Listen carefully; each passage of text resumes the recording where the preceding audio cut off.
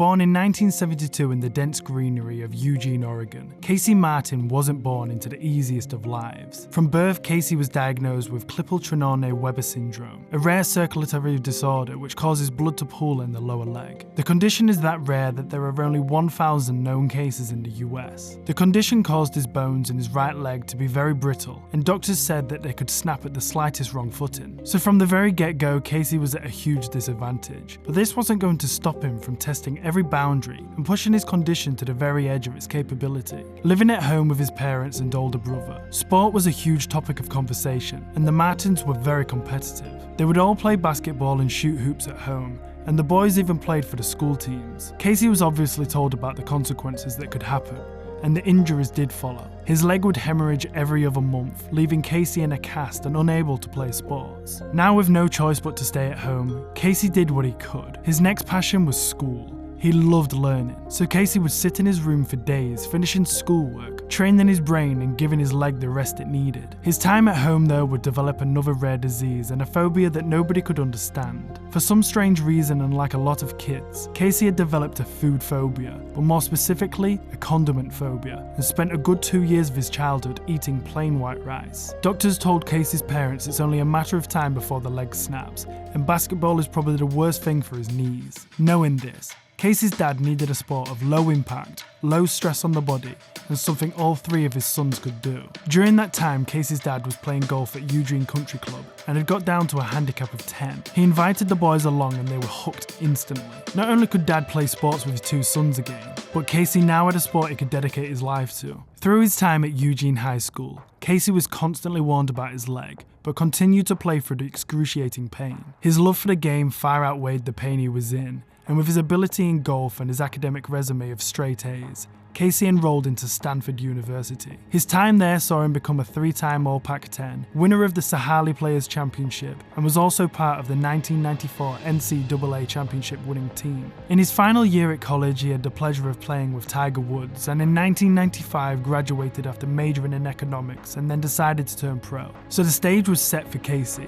But straight off the bat, he ran into an issue. See, during Martin's college career, the conference in which he competed waived for him its rules, requiring players to walk and carry with their own clubs. But organisations weren't going to be as lenient once he turned professional. Martin began his career playing 2 full seasons on the Hooters Tour in the South. The mini tour wouldn't allow Martin to use a golf cart, so he had no choice but to walk. After 2 years of dragging his right leg around the country, Casey's leg was battered. It was either quit golf now or get some help. This would all change though when entering the PGA Tour Q School in 1997. The tour states, any member of the public may enter the Q School by paying $3,000 entry fee and submitting 2 letters of recommendation from professional golfers. Golfers progress through various golf tours and tournaments to attempt to become one of about only 42 players to qualify for the PGA Tour. The $3,000 covers green fees and the cost of golf carts, which are allowed in the first 2 stages of Q School, but not the final stage. So when Martin made it to the 3rd stage of Q School, his request to use a cart was denied by the PGA.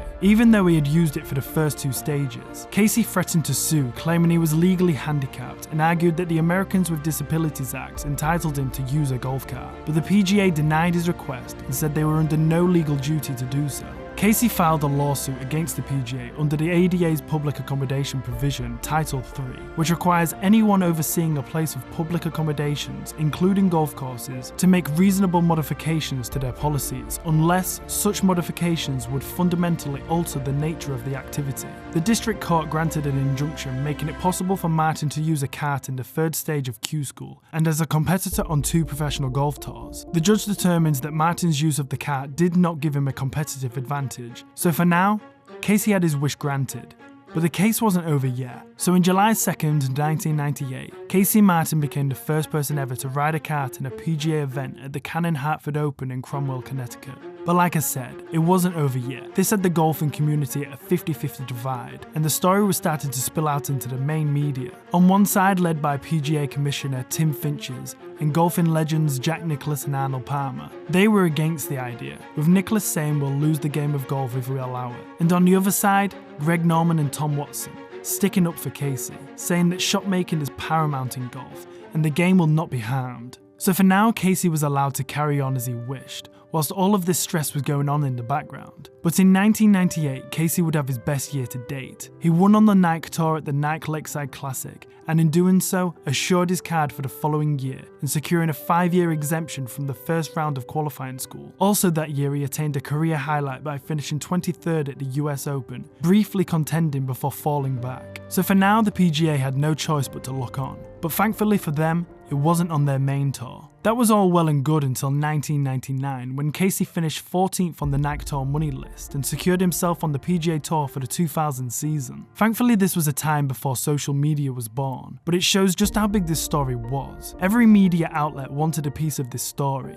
and Casey was flying all across the country to appear on news shows and interviews. It was getting so out of control that the paparazzi were being offered thousands of dollars to get a shot of Martin's withered leg, which he hides under a sock. With the story going worldwide and every man and his dog wanting to give their opinion, the court case was now planned to be behind closed doors with no media allowed inside. With the pressure mounting before even hitting a ball on the PGA Tour, Casey felt like a victim. The PGA had banished players before because they didn't fit in, and they were willing to do it again. Driving a kart on the lesser tours worked okay because there weren't as many crowds, ropes and crowd control footpaths weren't an issue. But now on the big tour, hitting a ball into the trees and getting to and from the green and tee boxes was an impossible task. It added heat to the fire, and it was more stress that Casey didn't need. That stress and added pressure would mount up, and after a full season on tour, Casey would finish 179th on the money list and fail to keep his card. As a PGA Tour card holder of last season, he began at the final stage of that year's Q School.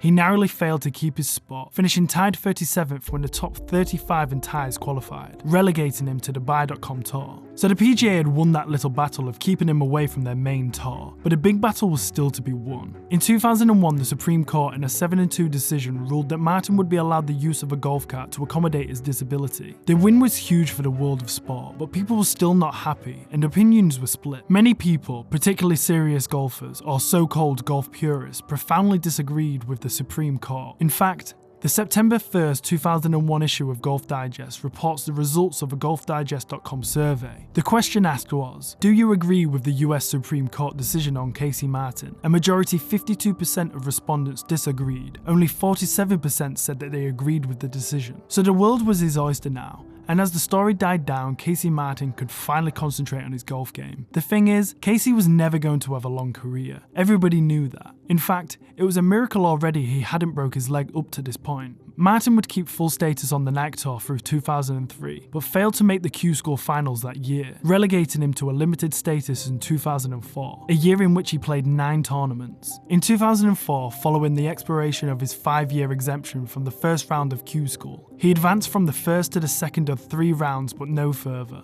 Then only had a limited status in 2005, playing 9 tournaments on tour and making 2 cuts. He played 5 events in 2006, making the cut once, for a total earnings of $1,328. So the dream was up, and after a hard battle, the realization of his professional career had come to an end. However, when one door closes, another one opens. In May 2006, Martin was named head coach of the University of Oregon's men's golf team in his hometown of Eugene after working as a volunteer assistant during the 2006 season. He's indicated he hopes to continue to play where it fits in with his coaching schedule. However, he did not play any professional events or attempt Q School in 2007 or 2008. He did, however, qualify for the 2012 US Open, winning a sectional at Emerald Valley Golf Club, but failed to make the cut. So with Casey's story being brought up in conversation now and again, as the next generation of golfers came through, nobody really knew who he was. He was at peace in his hometown and was putting his brains to good use coaching the Ducks. Success would come his way though, as Casey had bags of experience in college golf himself. In 2016, he took Oregon to the NCAA Championship Finals and won.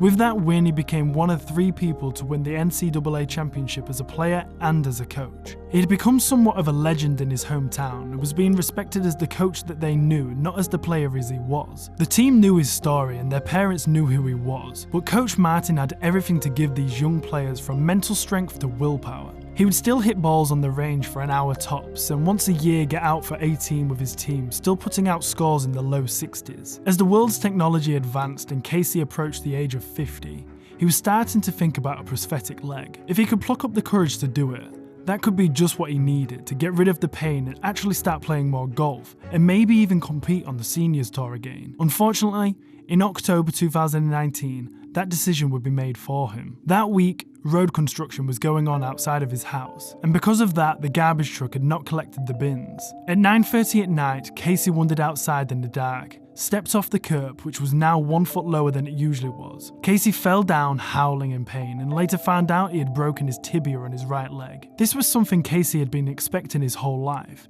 and it was a miracle it had taken this long. Knowing that the leg would not repair, Casey had it strapped up and was on crutches until he came up with a solution. See, because of his rare syndrome, the operation for amputation wasn't going to be straightforward, and doctors couldn't promise how much of the leg would be saved. Because of COVID, Casey had a long time to think about what he wanted to do. But on October 15th, 2021, 2 years after his accident, Martin went in for his operation. They agreed it would be an above-knee elective amputation at the Mayo Clinic in Rochester, Minnesota. After a 4-hour successful surgery, Martin would open his eyes, look down, and as expected, see nothing on his right side. During the surgery, Martin was laid funny on a nerve, and when waking up had lost complete feeling in his hands and arms. This feeling scared Casey, but doctors told him not to worry and that the feeling would come back. Months later, and another issue would arise. Casey's wound had started to get infected and turned black. He began getting sick and was rushed into hospital, where another surgery would be needed to clean out the wound and stitch it back up. With all the complications going on,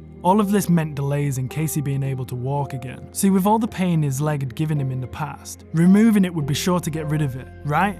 Wrong. Casey was now suffering from phantom pain, in which your brain still thinks your leg is there and the pain is even worse than before. Casey at this point was exhausted. 2 years of hell was 10 times worse than what the PGA had done to him. Thankfully, on January 12, 2022, Casey was introduced to his new leg and was able to start practicing to walk again. He'd been given an Autobox C leg, which was exactly what he wanted and was the best on the market. After learning to walk, the first thing on his mind was golf. Can I hit balls now? Is this the start of something special and enjoying my later days competing on a tour? He tried to hit balls but learned very quickly this wasn't going to work. Not having a knee made it impossible to turn, and the pain was even worse than when he had his leg. He'd lost all of his power, was like 3 clubs shorter, and his dreams of playing enjoyable golf were shattered. Casey cannot have any regrets because his leg held up long enough to give him a successful professional career. Nobody saw him going this far, and in the end, he needed to get surgery. He'll never give up coaching and will never give up trying to get better at golf. Casey Martin is an inspiration to everyone and gives hopes to thousands of disabled golfers all around the world.